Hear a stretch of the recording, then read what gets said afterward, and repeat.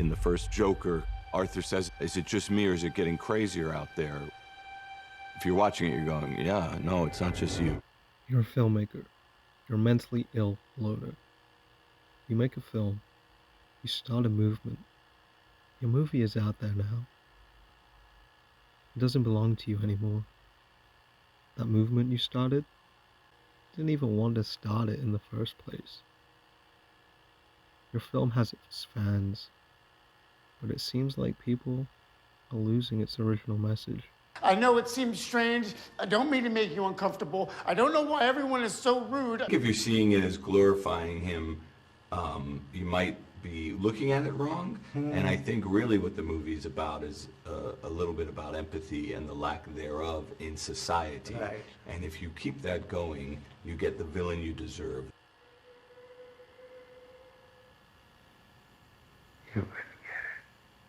Your movement has gotten bigger than anyone expected, far past its initial point. If it was me dying on the sidewalk, you'd walk right over me.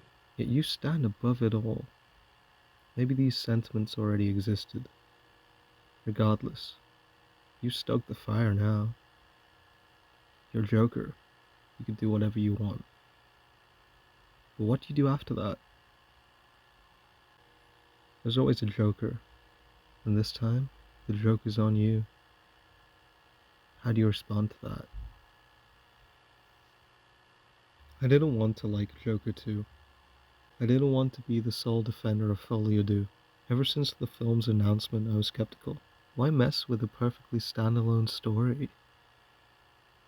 I didn't like the set photos of Harley Quinn's costume. I wasn't sure of the inclusion of Harvey Dent. Unlike many others, I did not see the point of expanding this universe if Arthur Fleck was never going to become the Joker we all know and love. Then the reviews came pouring in, and I felt strange. How could a movie be so abhorrent to garner such an aggressive reaction from people? Honestly, it excited me. Many of the complaints I saw weren't from lovers of film as an art form, but the comic book movie fans who just want dumb fun. People aren't looking for a profound story or well-written narrative in these comic book movies like the days of old. No. Folie à Deux stands out like a sore thumb in the current crop of superhero adaptations because it isn't a mindless action movie. It dares to be something we haven't seen before. I kept looking for something to hate while watching, or a point where the movie would lose me completely. But that moment never came for me. I've seen complaints that it isn't enough like a musical. I've seen complaints that it's too much like a musical. The only complaint I have is that no one is ever happy. Granted, this movie wasn't aiming to please everyone. It took several risks that should be praised, but unfortunately, it's being vilified for its creativity. The fans are fine using an IP for their entertainment, but as soon as the IP does something out of line, and as soon as it challenges them on a personal level, they have to dominate it, own it, force it back into the box they made for it. I'm in trouble. And someone told me this movie wasn't self-aware. Funny. You should see it out there. They're all going crazy for you. The commentary in this movie may be lost to some, but it felt immediately obvious to me. From the pot shots taken at the Netflix Dharma series, to the main antagonistic force of this film being those inspired by the events of the first, I thought a sequel to Joker would struggle to be relevant. Yet this movie found a way. In an era of constant romanticization and sensationalism surrounding serial killers and true crime, Joker becomes the perfect lens to discuss it through. The audience doesn't want the story of Arthur Fleck, they just want Joker. We don't want our favorite musicians to be happy. We want them drugged up and depressed so they keep singing our favorite songs. Lee doesn't love Arthur. Harley Quinn loves Joker. For me, this kind of storyline worked both on a meta-textual and in-universe level.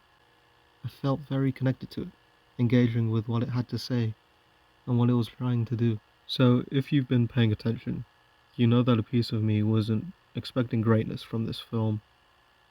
After seeing it, I was confused as to what everyone was wanting. Ever since the first movie, we've known that this isn't the Joker story that we're used to. So I'm unsure what people were exactly expecting from a sequel to that initial picture. I revisited Joker 1 the day before seeing 2, and in my eyes, Folie à just felt like an expansion of that same storyline. I did want a continuation of the Bruce Wayne story, and I honestly wasn't missing it during my watch of 2. Speaking of 2, the Two-Face fan in me was giddy with pure joy seeing Harvey Dent have to deal with a defendant that was faking DID. People have asked for a courtroom drama starring Harvey Dent.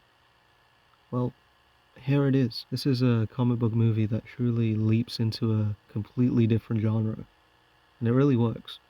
The Looney Tunes-esque intro sequence was a sheer beauty.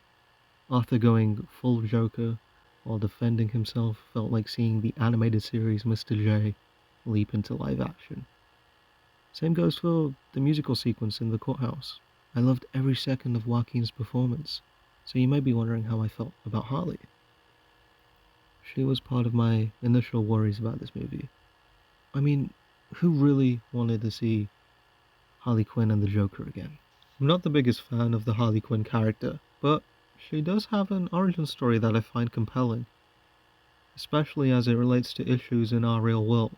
However, early on, we knew that the classic Harley Quinn origin story was not going to be a part of this movie.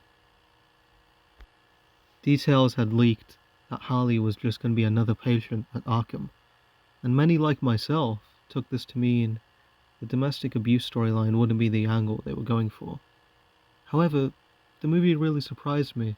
In this film, Lee is still a psychiatrist, and in a fun twist on things, she is the master manipulator in the relationship, similar to Batman the Telltale series. Seeing her from Arthur's perspective and knowing that she's a liar makes her more threatening to watch. Also, I found this part of the movie really sad, because it seems that Arthur was very much in love with Lee, despite Lee not having his best interests at heart. In terms of the fear factor, just thinking about what lengths she will go to force Arthur into being Joker again. As a fan, I enjoyed seeing a story that I couldn't predict. It was fun. Harley Quinn and the clown rioters she sits by in court are the fans that took the wrong message from the first film. This is made explicitly clear to us the first time Arthur and Lee talk to each other. Ironically, Harley is similar to many characters that featured in the first movie. To her, Arthur is just a nobody. Joker is the somebody. This movie really won me over on being a story about a Joker as opposed to the Joker. Arthur's life was full of tragedy from start to finish, but everywhere he went, it seemed like people who had his best interest at heart were always rare. I'm not saying Arthur Fleck is someone who deserved a happy ending, certainly not after his killing spree, but I do have a strong level of empathy for this character. There is a scene in this film that follows on from quite possibly the darkest moment in any comic book movie, at least out of the Marvel and DC crowd. We stay on a close-up of Arthur's face.